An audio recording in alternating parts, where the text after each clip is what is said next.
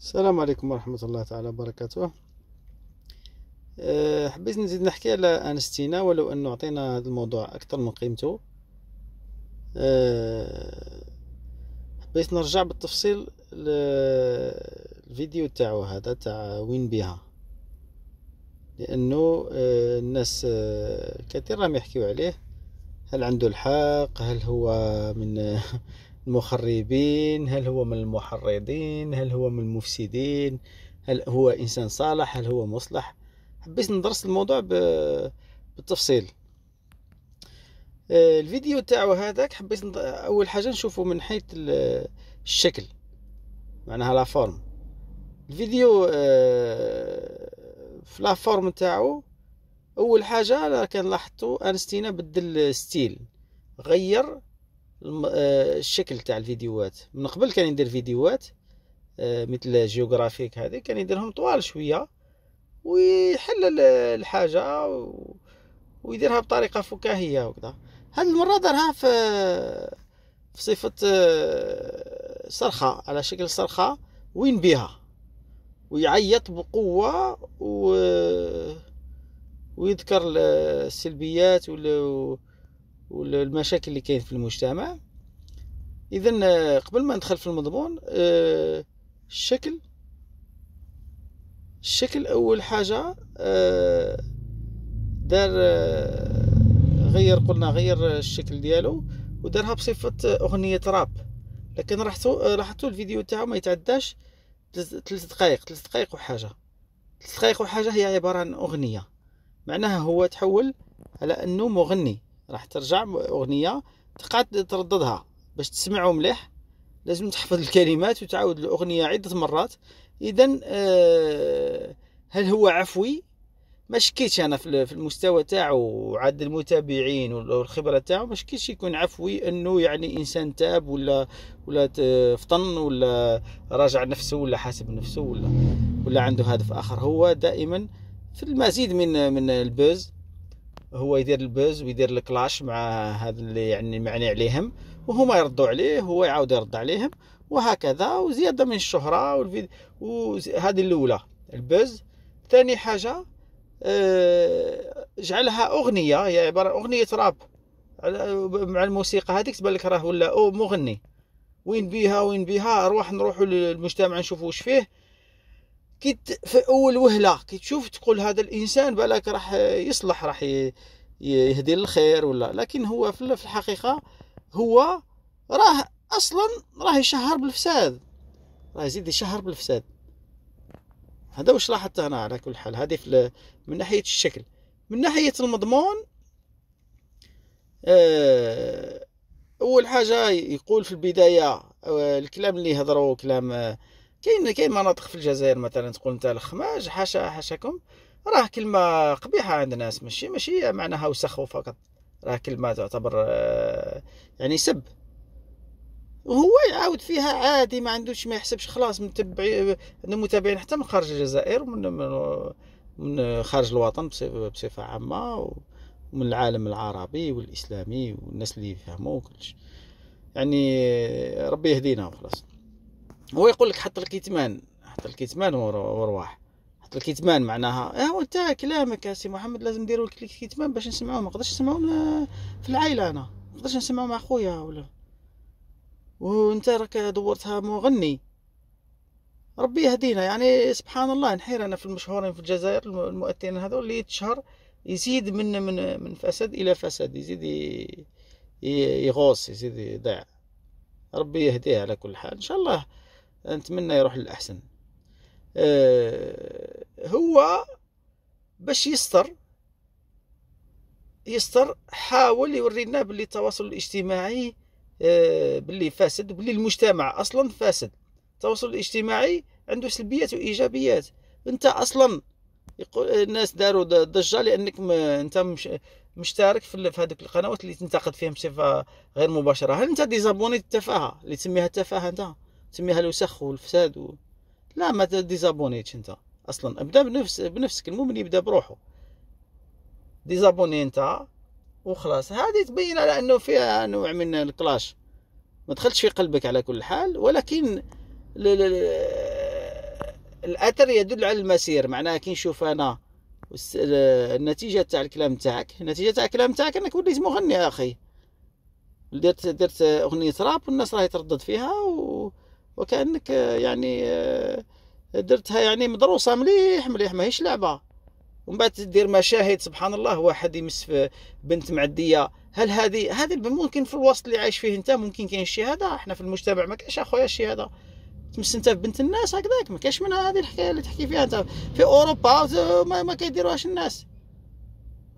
واش بيك انت يا انت وين عايش؟ انت عايش كان الوسط ديالك هكذاك داير خويا، راك تمثل الاقليه. للاسف عندك متابعين كثير، كنت قادر دير امور تروح للاحسن. انت خيرت انك تشهر بالفساد، تورينا مشاهد انه الناس كامل بالصاروخ بكذا في المتوسطه. لا يا اخي، هذه اقليه قليله، عارفين باللي كاين اللي فاسدين المجتمع، كاين اللي فاسد فيه هي الاقليه، كاين اللي صالحه فيه ومصلحه هي اقليه ايضا. والاغلبيه من الناس، الاغلبيه الساحقه راهي متوسطه، عايشين وخلاص هكذا، عايشين وخلاص. اذا انت وين حطيت روحك؟ انت مع اي صنف؟ هذا هو السؤال اللي نسالك انا. انت الشيء اللي كتشهر به اصلا راه يعبر عن اقليه في المجتمع. لانه انا شفت تفرجت لبعض فيديوهاتك، كاين حوايج عجبوني، كاين انتقادات كثيره على الفيديوهات تاعك. الاولى ديجا هذيك جيوغرافي، رغم انك تعالج مثلا الحمات وعروستها، الى انك تاخذ يا اخي تسمي روحك جورج. وش معنى هذه؟ انت راك ديجا دير تطبيع على انه عادي جزائري يسمي روحه جورج عادي. يا سي با خص الشيطان يا اخي الشيء اللي تخدم فيه انت. وهذا الشيء معناها هذا الشيء اللي متداول والناس تبان لهم عادي، سماه جورج عادي. يا اخي خص الشيطان، خاف ربي، ربي يهديك، ربي يهديك. يا سميه حميده، سميه ارقاس، سميه قاسي، سميه بوعلام، سميه هواري. يا عندنا نسميهم في الجزائر الخير والبركه. وش بيك؟ وباينه باللي جزائري، راك تهضر على الجزائري، تسمي انسان جورج. انت معناه يولي غدوه اللي اسمه محمد باسم رسول عليه الصلاه والسلام واله وسلم، ولا باسم سيدنا علي، ولا الحسن والحسين، ولا عمر، ولا سعد، ولا يولي عادي يسمي روحه جورج. حنا يا خويا عايشين في اوروبا، والناس كاين اللي اكتسب الجنسيه وما بدلش اسمه، وقعد لي اسمه محمد اسمه محمد، اللي اسمه علي اسمه علي، اللي اسمه عمر عمر.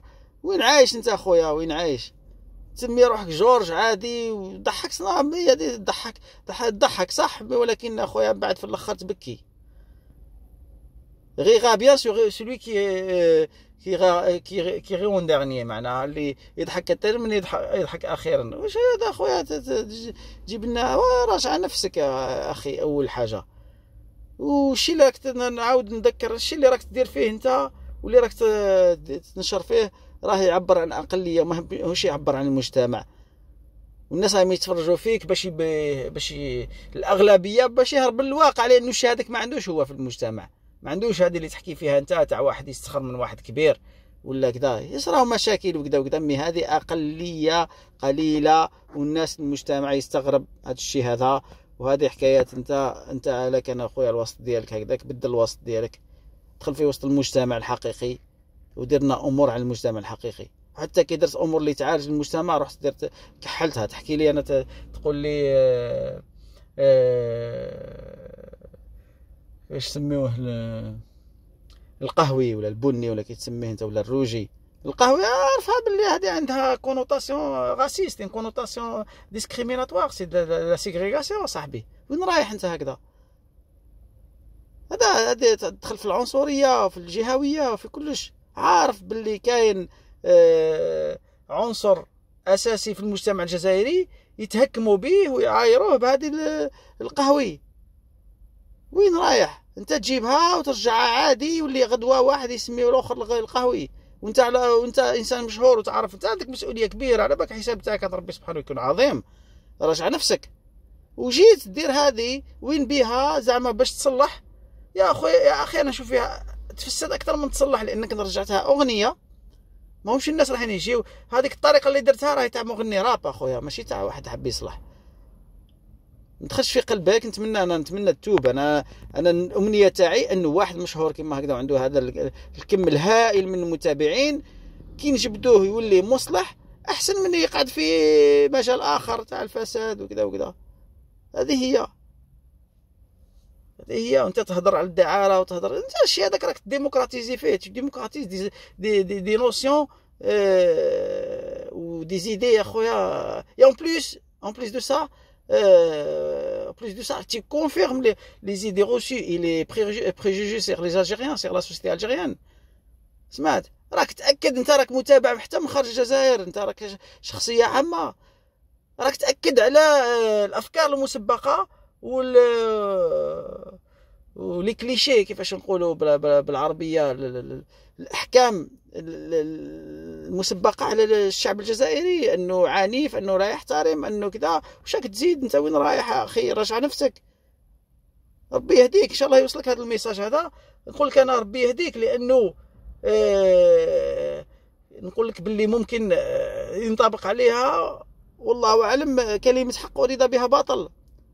ولو انه كلمه الحق ما تهضرش هكذا، تديرها لي اغنيه راب 3 دقائق وتعاود. انا ديجا باش نسمعك عاود عده مرات. تخيل الشاب يعاود عده مرات، ولا واحد صغير في العمر خلاص انت راك وليت مغني يا اخي.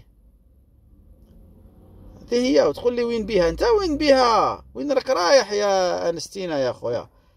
ان شاء الله تراجع نفسك. تقول لي العاطفه تاعي راه صادق وكذا وكذا. نقول لك وي، كما كنا ندرسوا بكري الشاعر هل العاطفه نقولوا لك اكتوى. نعم العاطفه صادقه، لأن الشاعر عاش التجربه واكتوى بنارها. ولكن يا اخي ما كانش انت في المستوى تاعك وشخصيه كما انت عموميه هكذا. ما لازمش مش كاينه حاجه ماشي محسوبه، انك بدلت ستيل خلاص، وما هيش طريقه اللي باش الانسان يغير. اذا كان انت في نيتك التغيير، لكن نحسن انا مثلا انا نحسن بك الظن يا اخي، نحسن بك الظن. ماشي طريقه هذه انت رجعتها للاخر الفساد هذاك اللي تحكي عليه انت، الصاروخ وكذا، يوليو الناس يغنيوه اغنيه انستينا. سبحان الله يا اخي. هذا واللهم اني قد بلغت وربي يهدينا. وانا نقول لهم انت اذا كان راك صادق يا اخويا ديزابوني، ابدا بنفسك. وانا راني نوصي الشباب ما يتبعوش، وحذاري من هذه الاغنيه راهي فخ وراهي خطيره. السلام عليكم، في امان الله.